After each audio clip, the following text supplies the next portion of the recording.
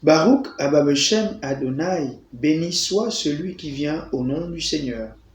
Chers abonnés de Cathol TV, chers téléspectateurs de notre chaîne préférée, de notre télévision préférée, nous voici rendus au troisième dimanche du temps ordinaire, dimanche encore appelé dimanche de la parole de Dieu, depuis la sortie le 30 septembre 2019 de ce mot tout propre du pape François intitulé Aperuit Iis, inspiré de Luc 24, verset 45, qui dit ceci. Alors il ouvrit leur intelligence à la compréhension des Écritures. Ce dimanche, troisième dimanche du temps ordinaire, est désormais appelé dimanche de la parole de Dieu. Dimanche où nous nous focalisons sur l'écoute, la méditation, la réflexion sur l'importance de la parole de Dieu. Car cette parole est, comme nous dit saint Éphrem, elle ressemble à cette source où s'abreuvent ceux qui ont soif sans pour autant l'épuiser. Ce que nous prenons est bien moindre par rapport à ce que nous y laissons. Donc la parole de Dieu est inépuisable. Elle nous parle toujours à chaque époque et elle demeure toujours pertinente. Voilà ce que nous célébrons en ce dimanche. Nous allons donc parcourir ensemble les textes qui nous parlent de la parole de Dieu, de la centralité de la parole de Dieu dans nos vies, de la pertinence de la parole de Dieu, de sa valeur pour nous qui avons fait de la parole de Dieu notre pain quotidien. Lecture du livre de Néhémie. Quand arriva la fête du 7e mois, tout le peuple se rassembla comme un seul homme sur la place située devant la porte des eaux. On demanda au scribe Esdras d'apporter le livre de la loi de Moïse que le Seigneur avait donné à Israël. Alors, le prêtre Esdras apporta la loi en présence de l'assemblée, composée des hommes, des femmes et de tous les enfants en âge de comprendre. C'était le premier jour du 7e mois. Esdras se tournait vers la place de la porte des eaux, fit la lecture dans le livre depuis le lever du jour jusqu'à midi, en présence des hommes, des femmes et de tous les enfants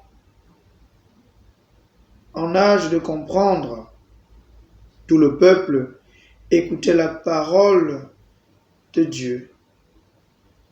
Le scribe Esdras se tenait sur une tribune de bois, construite tout exprès. Esdras ouvrit le livre.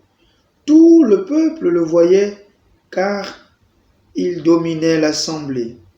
Quand il ouvrit le livre, tout le peuple se mit debout.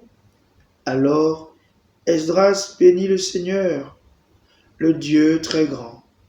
Et tout le peuple, levant les mains, répondit « Amen, Amen ». Puis ils s'inclinèrent et se prosternèrent devant le Seigneur, le visage contre terre. Esdras lisait un passage dans le livre de la loi de Dieu, puis les Lévites traduisaient, donnaient le sens, et l'on pouvait comprendre. Néhémie, le gouverneur, Esdras, qui était prêtre et scribe, et les Lévites, qui donnaient les explications, dirent à tout le peuple, « Ce jour est consacré au Seigneur votre Dieu.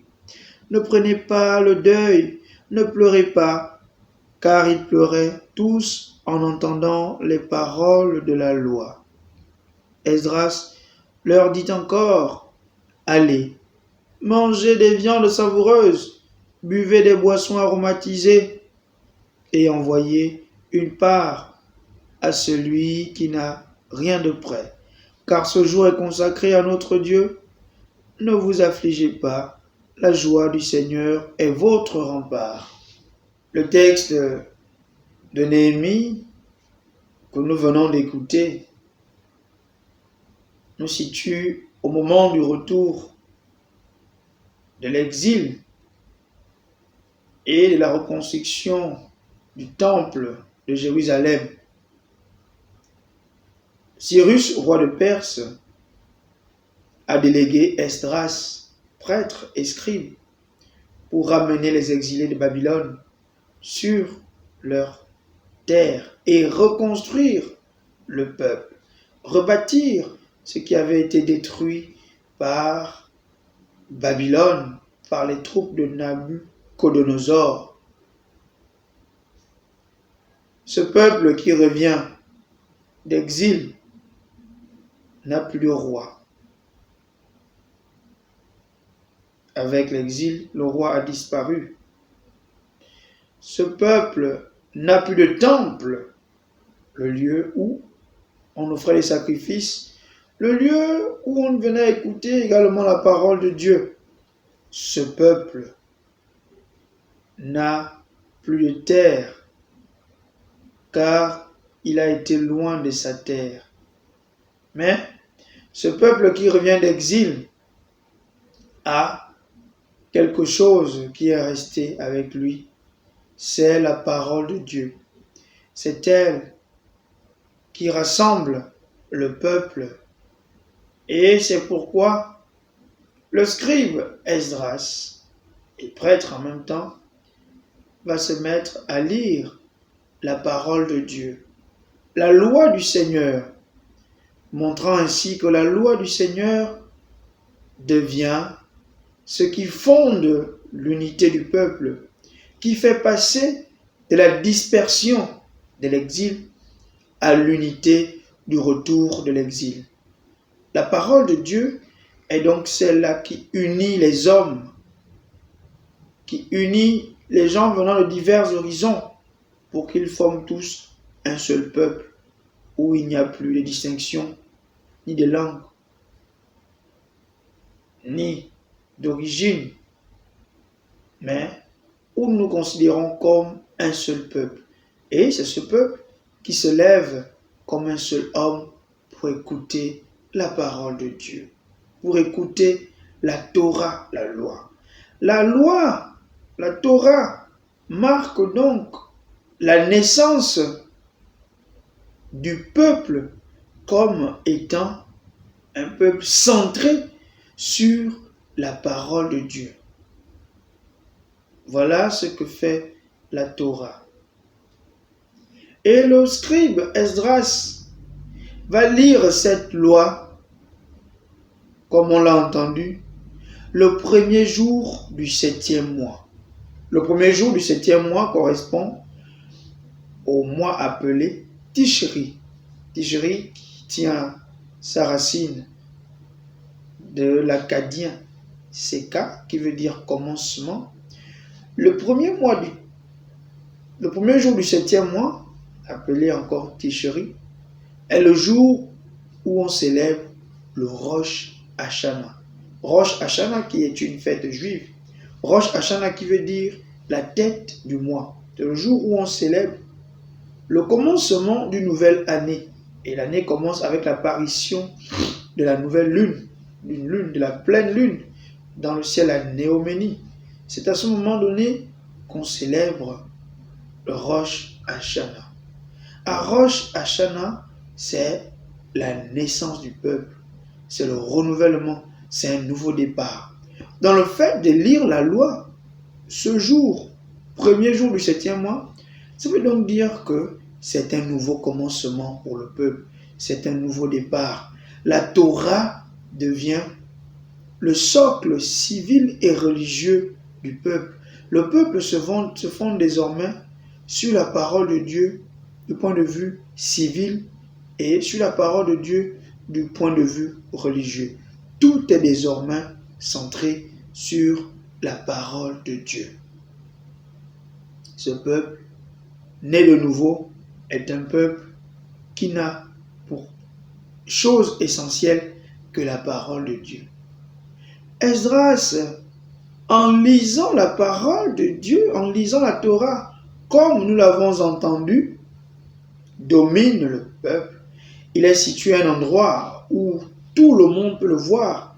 Ça veut donc dire que quand la parole est lue, elle doit être lue de manière à ce que tout le monde soit concentré, soit orienté vers cette parole de Dieu. Mais un détail nous intéresse dans le texte que nous avons écouté. On dit que le scribe Esdras lisait la parole et les Lévites traduisaient, ils expliquaient. Mais c'est plus expressif dans la langue du texte qui est l'hébreu. Le terme employé est méphorage. Méphorage, qui est un participe présent et qui veut dire expliquant. Dans méphorage, on a le verbe parash qui veut dire séparer. Ça veut dire que Esdras lisait la parole de Dieu de manière distincte et claire, de manière à séparer les mots les uns des autres, permettant aux Lévites d'expliquer la parole mot à mot. Ça veut dire quoi? Ça veut dire que quand on lit la parole de Dieu, on doit la lire de manière claire et distincte, de manière à se faire comprendre, de manière à se faire d'abord entendre de tout le monde, et de manière à ce que la parole de Dieu, ayant été bien écoutée, puisse faire l'objet d'une bonne explication. Donc, la parole de Dieu doit d'abord être bien lue pour qu'ensuite il puisse y avoir une bonne explication, une explication claire et distincte, une explication qui fait en sorte que on ne puisse pas confondre les mots. La parole de Dieu, lue par Esdras, est lue mot à mot. Mais le détail, la traduction de la parole de Dieu qui est lue par Esdras, le prêtre et le scribe, veut dire que le peuple qui revient de l'exil ne comprend plus le contenu de la parole de Dieu. La parole est écrite en hébreu, mais le peuple parle araméen. Ils ont perdu le sens du langage hébraïque. Ils parlent désormais araméen. Dans le travail des Lévites qui sont aux côtés d'Esdras, c'est de traduire la parole de Dieu dans la langue qu'ils comprennent, donc en araméen. Donc, Esdras lit en hébreu et les Lévites expliquent en araméen. Donc, il explique de manière à ce que cette parole devient actuelle pour le peuple. Il ne se contente pas de traduire tout simplement ce que Esdras dit, mais il explique de manière à ce qu'elle devient actuelle pour eux. Donc, ils font une lecture interprétative de manière à se faire comprendre parce que la parole de Dieu leur parle à eux aujourd'hui. Ça veut dire que la parole de Dieu n'est jamais obsolète. Elle nous parle chaque année. Elle nous parle à tout moment. Elle nous parle à tout instant, quelles que soient les époques. Elle nous interpelle toujours. Cette parole demeure toujours actuelle pour nous. Et c'est pourquoi le peuple, en écoutant la parole de Dieu, se met donc à pleurer. Parce qu'ils se reconnaissent dans ce qui est dit dans le passage lu par Esdras. Ils se reconnaissent à l'intérieur. Ils sont donc obligés de se mettre à pleurer. Ce qui veut donc dire que la parole de Dieu bouleverse nos manières de fonctionner. Le peuple revoit toutes ses fautes. Le peuple revoit combien de fois il était loin du Seigneur. Et le peuple voit combien de fois seul le Seigneur peut être sa sous le salut et le rassembler. Alors, on comprend que la parole de Dieu devient pour nous un moyen de se laisser interpeller, mais aussi un moyen de passer d'une conduite à une autre, d'une mauvaise conduite à une bonne conduite, d'une mauvaise pratique à de bonnes pratiques. Voilà ce que fait la parole de Dieu dans nos vies. Donc ce qu'on peut retenir, c'est que tout d'abord, premièrement, la parole de Dieu nous fait passer de la dispersion à l'unité. C'est la parole de Dieu qui nous unit. Quand nous venons à l'église, nous venons de divers horizons, mais c'est la parole qui nous rassemble, nous tous. Et nous sommes en train de fêter, de célébrer cette semaine appelée l'unité des chrétiens, où c'est la parole qui rassemble les chrétiens des quatre coins du monde, parce que tous ils sont interpellés par la même parole. Mais autre chose, la parole de Dieu n'est pas l'apanage d'un groupuscule de personnes ou d'une caste particulière. On l'a suivi dans le livre de Néhémie. Ceux qui écoutaient la parole de Dieu, c'était les hommes, les femmes et les enfants en âge de comprendre. On est dans une société juive. On sait que dans la société juive, les femmes ne sont pas considérées. Les enfants, quand tu n'avais pas encore atteint l'âge de 12 ans pour la fille et 13 ans pour le garçon, tu n'étais pas encore considéré. Parce que tu devais désormais devenir un membre de ce qu'on appelle la minyan. Ce qui pouvait assurer un office au temple, par exemple, dans le champ liturgique. Le fait que ces femmes et ces enfants en âge de comprendre écoutent la parole de Dieu, ça veut dire que la parole de Dieu n'appartient pas à un groupuscule. Elle est pour tout le monde. Ce n'est pas pour une caste de personnes, des mystiques qui sont là pour dévoiler des soi-disant secrets cachés dans la parole de Dieu. La parole de Dieu est pour nous tous. Autre chose que la parole nous enseigne également, c'est que la parole nous fait passer de la théorie à la pratique. Donc, la parole nous engage à désormais marcher selon une certaine voie, à nous dessaisir d'une certaine manière de fonctionner pour marcher désormais selon la voie de Dieu. Et dès lors qu'on marche selon la voie de Dieu, à ce moment donné, on ne peut plus fonctionner comme avant. Donc la parole de Dieu a une valeur transformative de nos vies. Nous faisons passer d'une attitude à une autre. Ce dimanche de la parole de Dieu devient donc pour nous l'occasion de redécouvrir avec Néhémie combien de fois la parole de Dieu est nécessaire pour nous et combien de fois cette parole nous parle à chaque époque et elle demeure toujours actuelle pour nous. Alors, si cette parole est centrale pour nous, elle doit donc devenir notre rempart. Parce que c'est en elle que nous pouvons supposer et déjà nous projeter dans l'avenir. Elle nous permet de garder l'espoir en l'avenir et en un lendemain meilleur. La parole nous rassure et nous oriente toujours vers un avenir sûr et sincère. Lecture de la première lettre de Saint Paul apôtre aux Corinthiens. Frères, prenons une comparaison. Notre corps forme un tout, il a pourtant plusieurs membres. Et tous les membres, malgré leur nombre, ne forment qu'un seul corps. Il en est ainsi pour le Christ. Tous, juifs ou païens, esclaves ou hommes libres, nous avons été baptisés dans l'unique esprit pour former un seul corps. Tous nous avons été désaltérés par l'unique esprit. Le corps humain se compose de plusieurs membres et non pas d'un seul. Or, vous êtes le corps du Christ et chacun, pour votre part, vous êtes les membres de ce corps.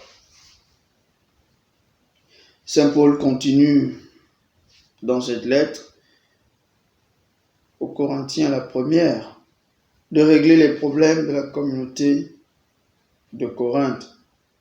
Après la question des charismes, Voilà la question des différents services au sein de la communauté.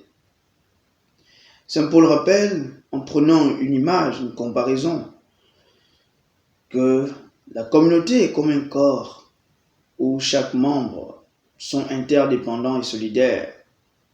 Tous les membres, fut-ils moindres, sont importants l'un de l'autre. Et c'est pourquoi la douleur de membres se répercute dans l'ensemble du corps. Alors, on comprend que tout le monde, tous les membres du corps ont une importance au même degré. Aucun membre ne peut dire qu'il est moindre. Aucun membre ne peut se suffire à lui-même. Tous les membres sont interdépendants, ils ont besoin les uns des autres. Voilà l'image du corps. En prenant cette image du corps, Saint Paul veut nous rappeler que personne ne se suffit à lui-même dans une communauté de vie. On a toujours besoin du plus petit que soi. Au sein de la communauté de Corinthe, il y avait ceux qui étaient responsables de l'enseignement qu'on appelle les docteurs. Il y avait ceux qui étaient responsables du culte liturgique qu'on appelle les prophètes. Il y avait ceux qui étaient responsables de l'unité au sein de la communauté, en partant d'une communauté à une autre. Ce sont les apôtres. On comprend donc que lorsqu'un apôtre part pour prôner l'unité, vérifier si une communauté s'entend, et déjà à l'intérieur et entre elles,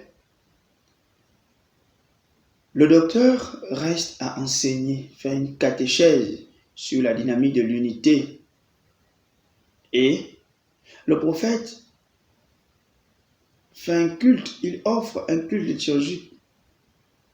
Il organise la vie de prière de toute la communauté pour se souvenir de ce que le Christ faisait en son temps avec ses disciples, mais aussi pour maintenir cette flamme. Donc, l'unité est vérifiée, l'unité est prêchée, l'unité est célébrée. On voit que dans les trois éléments, autant le docteur, autant le prophète que l'apôtre, tout le monde est interdépendant. Nul n'est à écarter au sein de la communauté. Saint Paul nous interpelle, nous, dans nos communautés de vie, communautés ecclésiales vivantes de base, groupes religieux à l'église.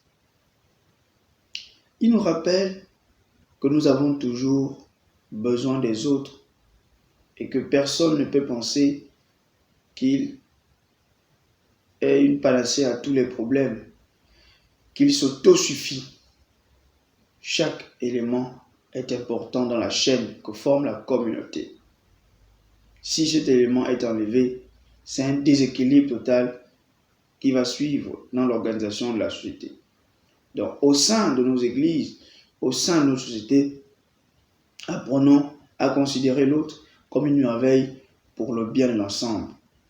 Car tout est important et, pour parler comme le pape François, tout est lié, et si tout est lié, nous avons besoin de tout pour faire la beauté de la création. Nous avons besoin de tout pour faire l'unité de notre vivre ensemble.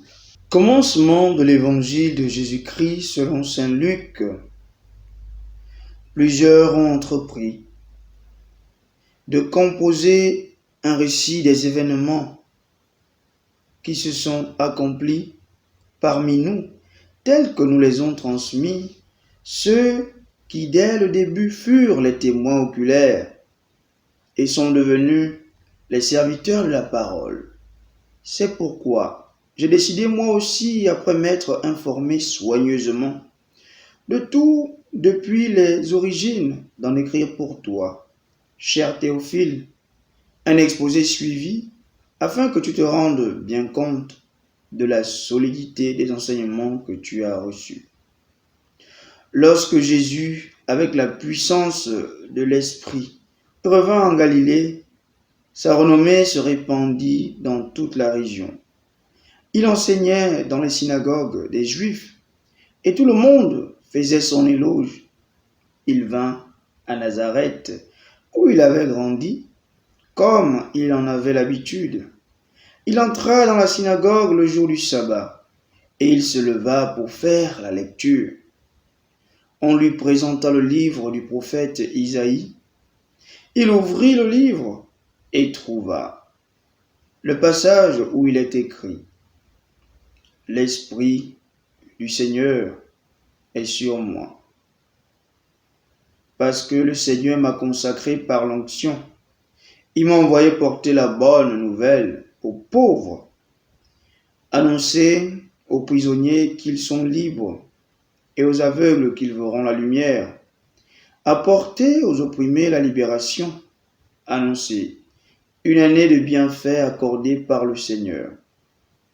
Jésus referma le livre, le rendit aux servants et s'assit.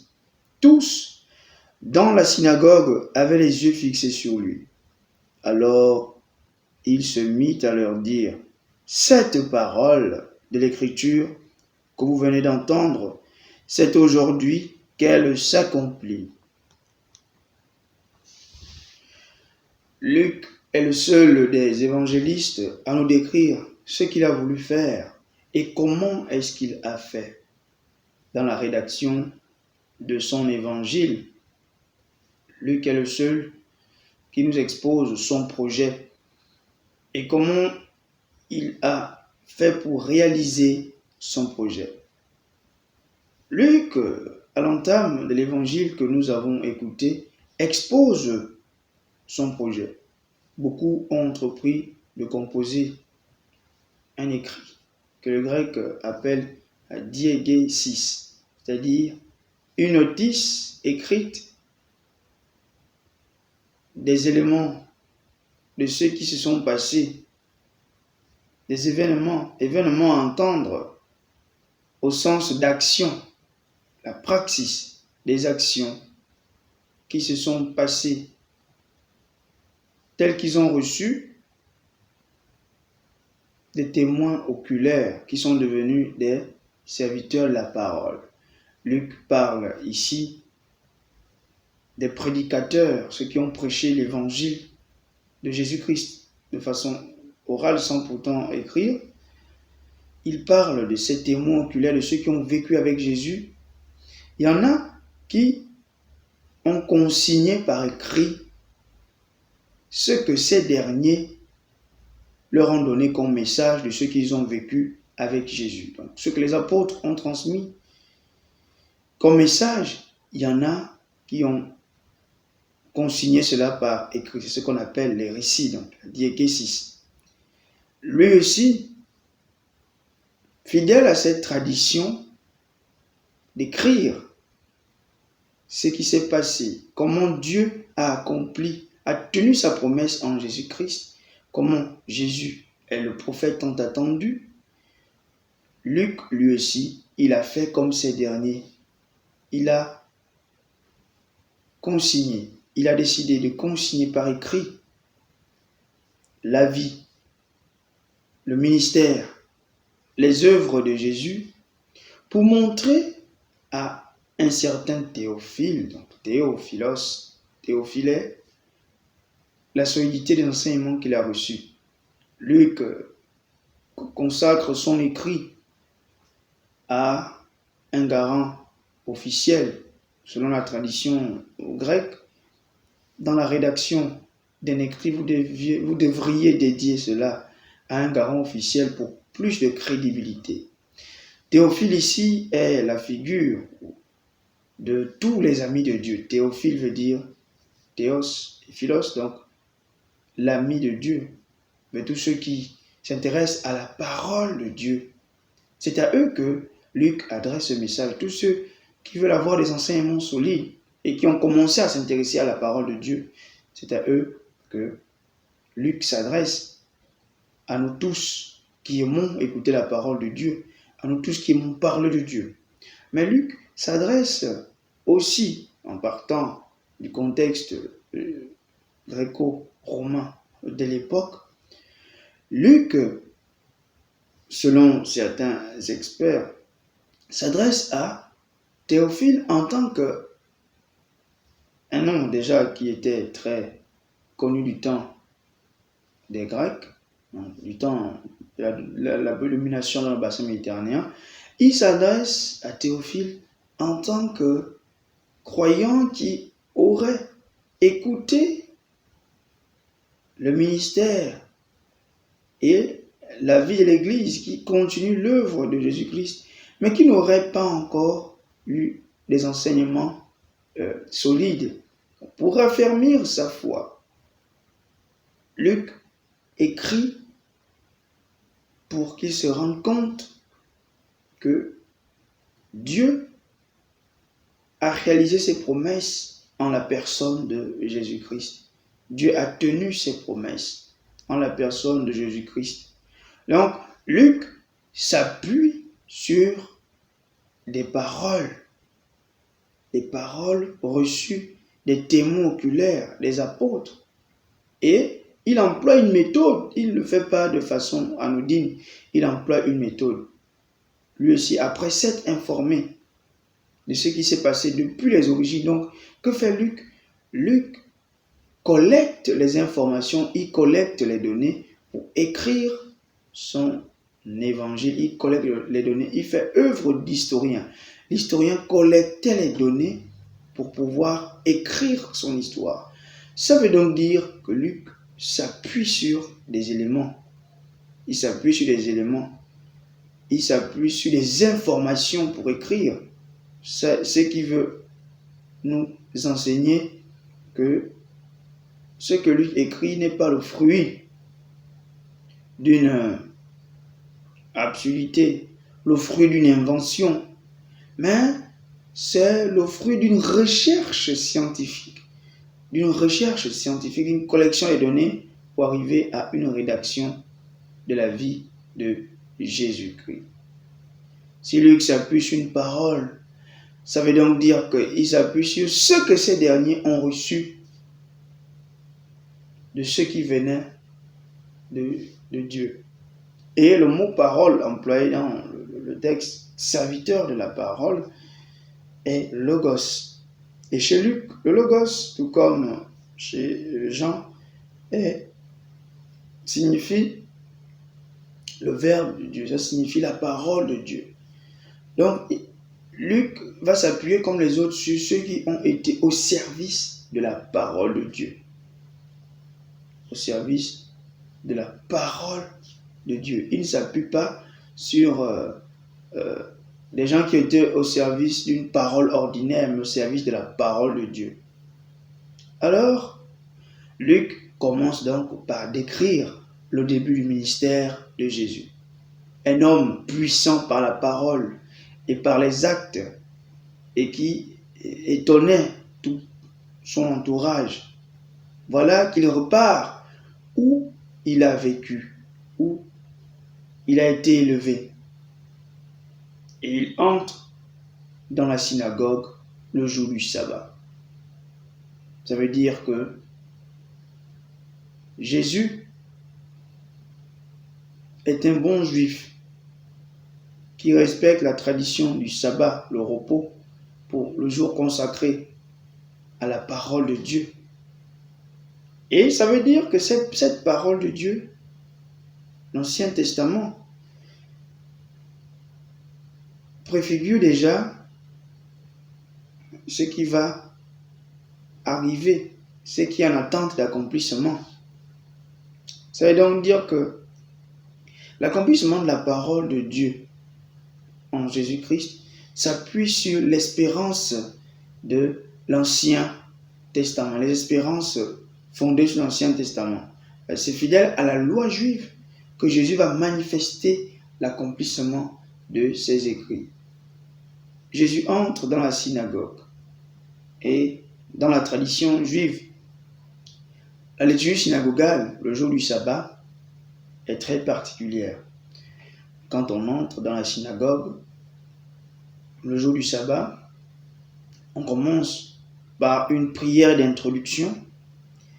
Après cette prière d'introduction, on exécute des chants qui nous parlent de la Torah, donc de la loi, un passage de la loi de la Torah, mais exécuté en forme de chant. Après cette exécutation, il y a quelqu'un qui vient interpréter. Quelqu'un vient pour interpréter ce qui a été donné dans la Torah. Donc, il fait œuvre, ce qu'on appelle le Targum, une interprétation, une écriture de la parole de manière à ce que les auditeurs de la parole puissent comprendre le contenu du message, puisque le rouleau est rédigé en hébreu, mais le juif de ce temps parle maintenant araméen. Donc, il y a un traducteur qui met la parole écrite dans la Torah dans une langue compréhensible par l'entourage. Après cette traduction, il y avait ce qu'on appelle la Haftara. Haftara, c'est la lecture d'un prophète. La plupart du temps, c'était le prophète Isaïe, la lecture d'un prophète. Et après cette lecture, il y avait donc ce que nous appelons l'homélie. Cet enseignement donné dans une réunion de foi, dans une réunion où se rassemblent ceux qui viennent pour écouter la parole de Dieu. Il y a donc une homélie où, pour parler comme les Juifs, il y a ce qu'on appelle la déracha, donc l'interprétation, c'est-à-dire l'explication, l'explicitation du contenu de la parole du prophète que venait faire un darshan. Donc, le darshan ici, c'est celui qui fait l'homélie. Et le darshan, c'était quelqu'un qui est choisi pour sa connaissance, sa profonde connaissance, sa science des Écritures, où on prenait quelqu'un d'honorable pour venir expliquer le contenu du prophète. Vous comprenez que quand Jésus rentre dans la synagogue de Nazareth où il a grandi, il va exécuter ce que tout bon juif pieux fait. Il entre, mais le texte ne nous détaille pas toutes ces parties de déroulement de la liturgie synagogale. Le texte s'arrête seulement, directement, on va dire, sur la Haftara, donc la lecture d'un prophète, le prophète Isaïe. Jésus qui rentre dans la synagogue et à qui on remet le livre, tout comme dans l'Ancien Testament. Esdras qui rentrait et qui lisait la parole de Dieu au milieu de ses frères. Jésus, de la même manière, déroule le rouleau et tombe sur le passage d'Isaïe. Jésus ne lit pas, on ne nous parle pas de la lecture de la Torah ni de son interprétation, de sa traduction. On saute les étapes pour nous parler directement de la lecture du prophète. Et le prophète en question est le prophète Isaïe. Jésus ouvre donc le rouleau et il se met à lire.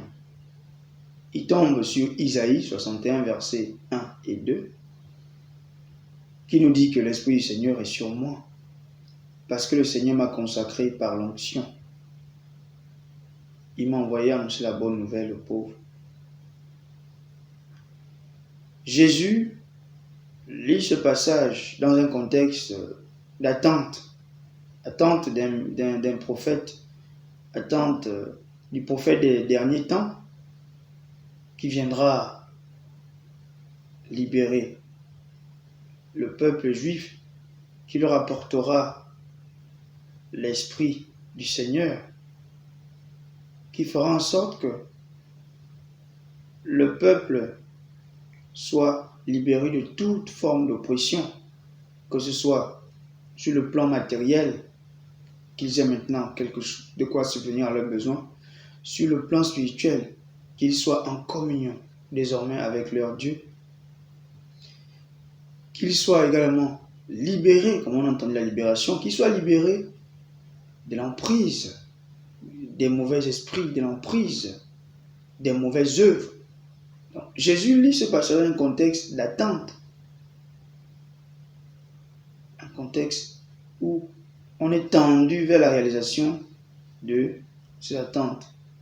Quand il termine la lecture, il referme et tout le monde a les yeux fixés sur lui. Et il va se mettre à parler. Le fait que Jésus parle, ça veut donc dire que finalement, c'est Jésus qui devient cet homme a une grande connaissance des Écritures. Il devient cet homme choisi par les membres de la synagogue pour interpréter l'Écriture, pour être comme celui qui est ou celui qui a une grande science des Écritures. Jésus se révèle comme ce dernier, un homme à une grande science de l'Écriture, puis c'est celui finalement qui se met à interpréter la parole. Mais aussi Jésus se révèle comme l'homme honorable qui avait la charge d'interpréter la parole de Dieu. Jésus va donc interpréter la parole de Dieu en disant que le passage d'Isaïe 61, versets 1 et 2, c'est aujourd'hui que cela s'accomplit. Alors, aujourd'hui, et le terme hébreu, le terme grec employé, le terme grec employé dans ce passage est séméron. Séméron. Séméron qui revient plusieurs fois dans l'évangile de Luc. L'aujourd'hui du salut s'accomplit. Ça veut dire que en Jésus, les promesses de l'Ancien Testament trouvent leur accomplissement. On voit donc que l'Écriture nous parle de Jésus. L'Écriture nous révèle le sens de la mission de Jésus. L'Écriture fonde le début de la mission de Jésus. L'Écriture manifeste ce que Jésus est venu apporter. Ce n'est non pas un message de destruction. Ce n'est non pas une vengeance de Dieu, comme on le voit habituellement dans la dynamique des prophètes, le fameux dies irae, dies illa, un jour de colère, quand le Seigneur va se manifester. Mais Jésus nous apporte un message de joie, un message d'amour, un message de libération, un message de restauration de l'homme. On comprend que la parole de Dieu est une parole de libération. Quand la parole se déploie, c'est pour libérer l'homme. On comprend aussi que, avec Jésus, la parole de Dieu a une valeur performative. Elle dit ce qu'elle signifie. C'est aujourd'hui que cela s'accomplit. Ça veut dire que ce dont vous avez toujours entendu parler, ce que vous attendez depuis, c'est moi qui vais le réaliser. Donc, c'est moi qui le réalise. Les Écritures n'ont pas la mission de Jésus, mais les Écritures, c'est aussi Jésus qui est à l'intérieur. Alors, on comprend qu'avec Jésus, nous devons croire à l'efficacité de la parole de Dieu. La parole de Dieu tient ses promesses. La parole de Dieu n'est pas une parole fortuite. Et on se souvient que dans Isaïe, on nous relate que la parole de Dieu, c'est comme la pluie qui tombe sur la terre, qui ne retourne pas sans avoir fécondé la terre. Donc, il y a un pouvoir dans la parole, il y a une efficacité dans la parole de Dieu. Donc, celui qui lit la parole de Dieu et celui qui s'attache à la parole doit réaliser qu'elle ne passera pas sans efficacité et qu'elle nous oriente toujours vers un avenir meilleur.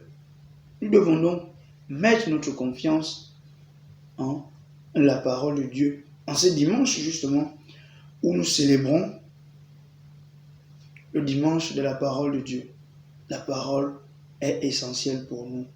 Et cette parole nous parle de celui qui est la solution à tous les problèmes, de celui qui nous libère de toute forme de pression, de tout joug, de tout poids de la vie. Ce n'est rien d'autre que Jésus-Christ. Et c'est en lui que nous devons avoir confiance. Baruch Ata Adonai Elohenu Melech Haolam. Béni sois-tu, Seigneur, notre Dieu, roi de l'univers.